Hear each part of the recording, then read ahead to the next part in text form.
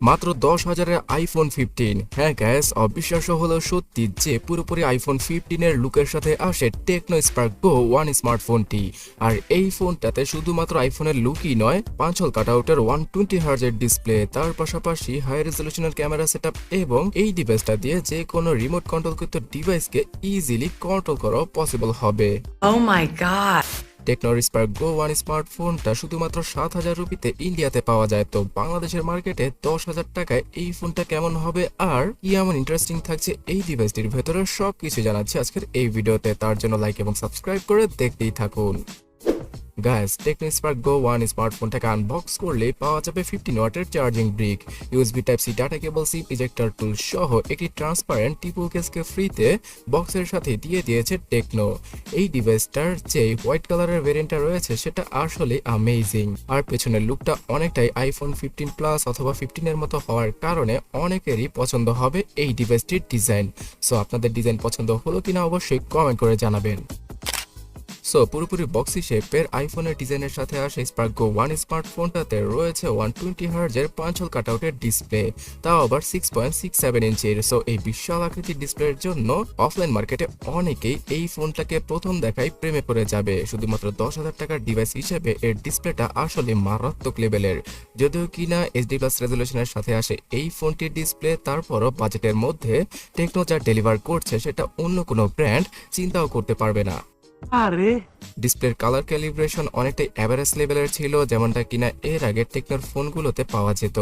আর এই ডিভাইসটা দ্বারা মাল্টিমিডিয়া এক্সপিরিয়েন্সটাও খুব ভালো হবে। অ্যান্ড্রয়েড 14 গো এডিশনের সাথে আসা টেকনোর এই ডিভাইসটিতে হাইওয়েস 14 রয়েছে। গো এডিশনটা ইউজ করার কারণে হ্যাং এবং ল্যাগের দেখা খুব কম পাওয়া যাবে, বিকজ এই গো এডিশনটা অনেকটাই লাইট ওয়েট, যার কারণে কিনা ফোনের প্রসেসর অথবা র্যামের উপর অতটাও চাপ ফেলবে না এই অপারেটিং সিস্টেমটা। তবে হ্যাঁ, বেশ কিছু অ্যাডসেট দেখা আর ভরে ভরে ব্লুটুথের দেখা পাওয়া যাবে ফোনটার ইউআইতে, যেগুলোকে কিনা ইজিলি রিমুভ করা পসিবল। 4GB র্যামের সাথে আসা টেকনোর এই ডিভাইসটাতে রয়েছে 128GBর ইন্টারনাল মেমোরি, এছাড়া 3GB র্যামের ভেরিয়েন্টও আছে একটা, তবে সেটা না নিলেই সবচেয়ে ভালো হয়, বিকজ বর্তমানে টিকটক, ফেসবুক, ইউটিউব এই সকল কিছু একসাথে ইউজ করতে গেলে 4GB র্যামটা মিনিমাম প্রয়োজন আমাদের।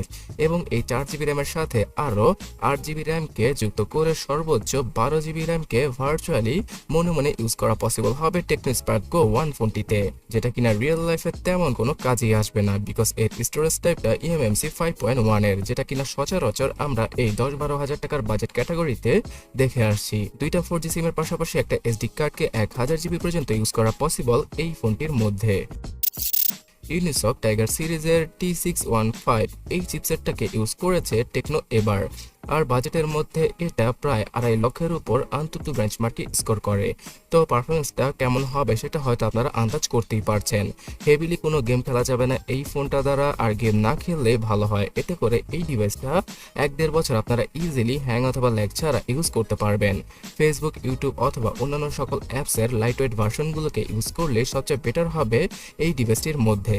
আর গেমিং এর কথা বলতে গেলে PUBG গেমটা 30 FPS এ অনায়াসে খেলা পসিবল, এবং ফ্রি ফায়ার গেমটাও লো গ্রাফিক্সে রেখে আপনারা খেলতে পারবেন। তবে লং টার্ম গেমিং করলে ফোনের মধ্যে হ্যাং এবং ল্যাগের দেখা পাওয়াই যাবে। 13 মেগাপিক্সেলের রিয়ার ক্যামেরা আর 8 মেগাপিক্সেলের সেলফির সাথে আসে টেকনোর এই ডিভাইসটি। তাছাড়া সেলফিতেও ডুয়াল এলইডি ফ্ল্যাশের দেখা পাওয়া যাবে, যেটা কিনা টেকনো, ইনফিনিক্স অথবা আইটেলের ফোনগুলোর একটা সিগনেচার ফিচার। পেছনের এবং সামনের ক্যামেরা দ্বারা সর্বোচ্চ ফুল এইচডি রেজলিউশনে ভিডিও করা পসিবল। আর এই ডিভাইসটা দ্বারা তোলা ছবির কোয়ালিটি অনেকটা অ্যাভারেজ লেভেলেরই হবে, যেমনটা কিনা 10-12 অথবা 15 হাজার টাকা দামের স্মার্টফোনে দেখতে পাওয়া যায়। রাতের বেলা অত ভালো ছবিগুলো তুলতে পারা পসিবল হবে না, তবে ডে লাইটে আপনারা টুকটাক ফটোগ্রাফি আর ডকুমেন্টগুলোর ছবিগুলো ইজিলি ক্লিক করতে পারবেন। এই 10,000 টাকা দামের ডিভাইসে আবার নিচে আর উপরে ডুয়াল স্টোরেজ স্পিকার রয়েছে, যেটা কিনা অবিশ্বাস্য। তাছাড়া 3.5mm হেডফোন জ্যাকের গর্ত আর আয়ার ব্লাস্টার সেন্সরকে দিয়ে দিয়েছে টেকনো এবার, যেটা কিনা ম্যাক্সিমাম ক্ষেত্রে শাওমির স্মার্টফোনের সাথে থাকে। আর এটা দ্বারা যে কোনো টিভি, এসি যেগুলো কিনা রিমোট কন্ট্রোলকৃতভাবে কন্ট্রোল করা পসিবল, সেগুলোকে আপনারা এই ফোনের মাধ্যমেই কন্ট্রোল করতে পারবেন। সাইড মাউন্টেড ফিঙ্গারপ্রিন্ট স্ক্যানার আর সফটওয়্যার বেস ফেস আনলক থাকছে সিকিউরিটি সেকশনে, আর হাতে গোনা 2-1টা সেন্সরকে দিয়ে দিয়েছে তারা। 5000 mAh এর ব্যাটারি এবং 15 ওয়াটের চার্জিং স্পিডের সাথেই আসে টেকনোর এই ফোনটি। তো ওভারঅল বলতে গেলে টেকনোর এই ডিভাইসটা 10,000 টাকার মধ্যে একটা কিলার ডিভাইস। সত্য কথা বলেছেন। আইফোন 15 এর লুক, পাঞ্চল কাটআউটের ডিসপ্লে, মোটামুটি চলার মতো একটা চিপসেট আর এভারেজ লেভেলের ক্যামেরা এবং ব্যাটারি ব্যাকআপ, এই সব কিছুই রয়েছে টেকনোর এই ডিভাইসটিতে। সো এই মাসের মাঝে বরাবর সময় থেকে হয়তো অফিসিয়াল ভাবে 10-12 হাজার টাকায় আমরা টেকনো স্পার্ক গোকে বাংলাদেশের মার্কেটে অফিসিয়াল ভাবে পেয়ে যাব। আর এই ডিভাইসটা বর্তমানে ইন্ডিয়াতে 7,000 রুপিতে পাওয়া যাচ্ছে, যেটা কিনা অ্যামেজিং।